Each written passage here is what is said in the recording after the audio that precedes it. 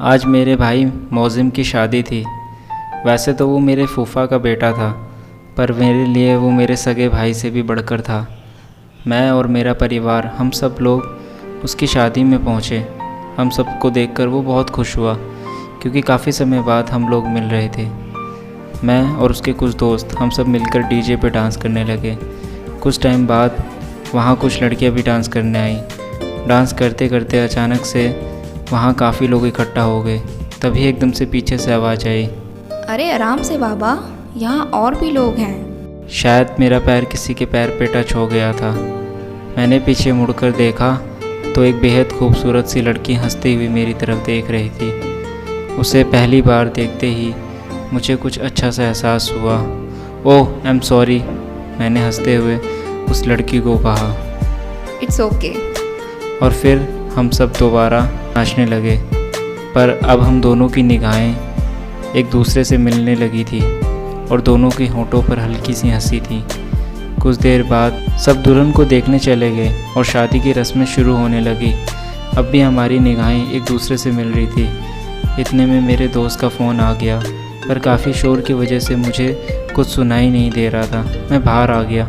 जब मैं वापस अंदर गया तो वहाँ वो लड़की नहीं थी। शायद अब वो जा चुकी थी, क्योंकि काफ़ी देर हो गई थी। शायद ये मेरी पहली और आखिरी मुलाकात थी। पर कुछ दिन बाद उसका मैसेज आया, हाय सैयद। मैंने पूछा, कौन? अरे फ़ातिमा बोल रही हूँ, जो उस दिन शादी में मिले थे। मैं थोड़ा चौंक गया, क्योंकि शादी में हमारी कोई बात नहीं हुई थी। तुम्हें मेरा नंबर कहाँ से मिला? तुम्हारे भाई के छोटे भाई से मिला, फ़ातिमा ने जवाब दिया। चलो कल बात करते हैं, गुड नाइट, फ़ातिमा ने मैसेज किया। उसके अगले दिन फ़ातिमा ने मुझे कॉल की। ये हमारी पहली कॉल थी जो हम एक दूसरे से फ़ोन पर कर रहे थे।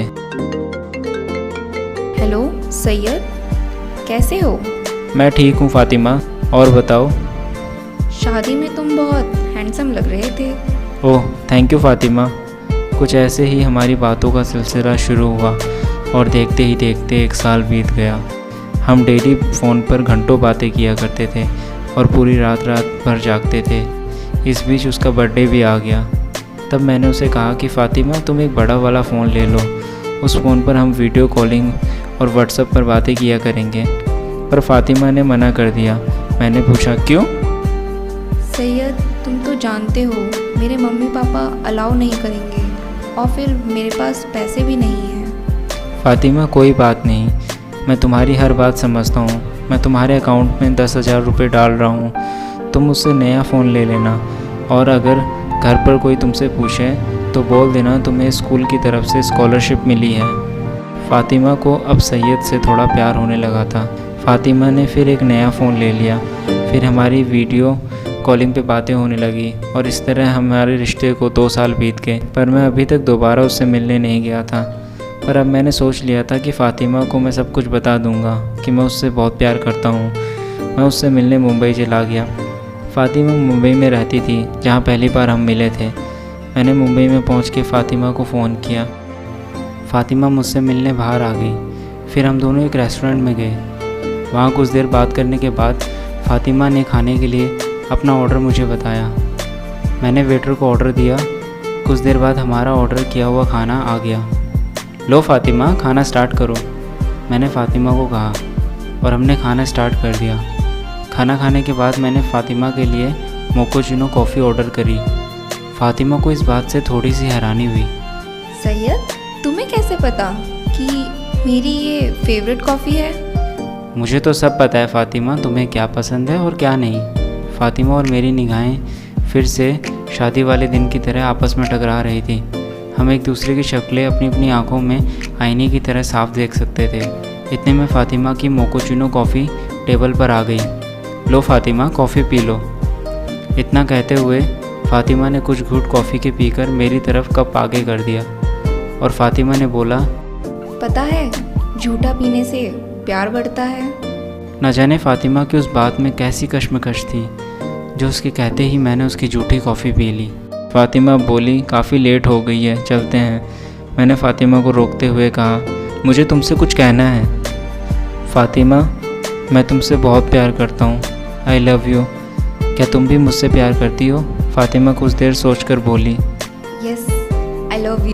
इतना कहते हुए फ़ातिमा ने मुझे गले लगा लिया और यहाँ से हमारी बातें और हमारे प्यार ने एक नया मोड़ ले लिया। यूँ ही अब 4 साल हमारे रिश्ते को बीत चुके थे और आज भी फ़ातिमा मुझसे घंटों बात करती थी। मैंने एक दिन फ़ातिमा से ये पूछ लिया, फ़ातिमा क्या तुम मेरे साथ पूरी ज़िंदगी रहोगी? कभी बीच राह में मुझे छोड़कर तो नहीं जाओगी? नहीं, कभी नहीं। मैं उन लड़कियों में से नहीं हूँ जो आज यहाँ तो कल वहाँ होती हैं, और वैसे भी तुम्हें मैं छोड़ नहीं सकती क्योंकि I love you so much. Fatima ने हंसते हुए जवाब दिया। कुछ दिनों बाद मेरा बर्थडे आ गया। फ़ातिमा ने मुझे मेरे बर्थडे पर पहली बार एक गिफ्ट दिया था जो एक हैंड वॉच घड़ी थी।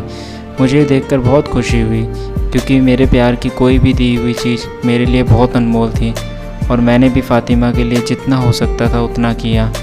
उसकी हर ख्वाहिशों को पूरी करने की कोशिश की। फ़ातिमा ने भी कभी मुझसे कोई डिमांड नहीं की। इसी कारण से मेरे दिल और दिमाग में फ़ातिमा पूरी तरह घर कर गई थी। हमारे प्यार का सिलसिला यूँ ही बढ़ते बढ़ते आज 10 साल हो चले थे और बढ़ते वक्त के साथ मेरा प्यार और भी गहरा होता चला गया। अब मैं फ़ातिमा के बिना एक पल भी नहीं जी सकता था। हमारे प्यार के 10वें साल पर जब मेरा बर्थडे आया तो मैं हर साल की तरह फ़ातिमा के फ़ोन का इंतज़ार करने लगा क्योंकि फ़ातिमा ही मुझसे सबसे पहले विश करती थी। पर आज उसका कोई कॉल नहीं आया, ना कोई मैसेज। मेरे सारे दोस्त मुझे विश कर चुके थे पर मैं अब भी फ़ातिमा के कॉल का इंतज़ार कर रहा था और आखिरकार उसका कॉल आया।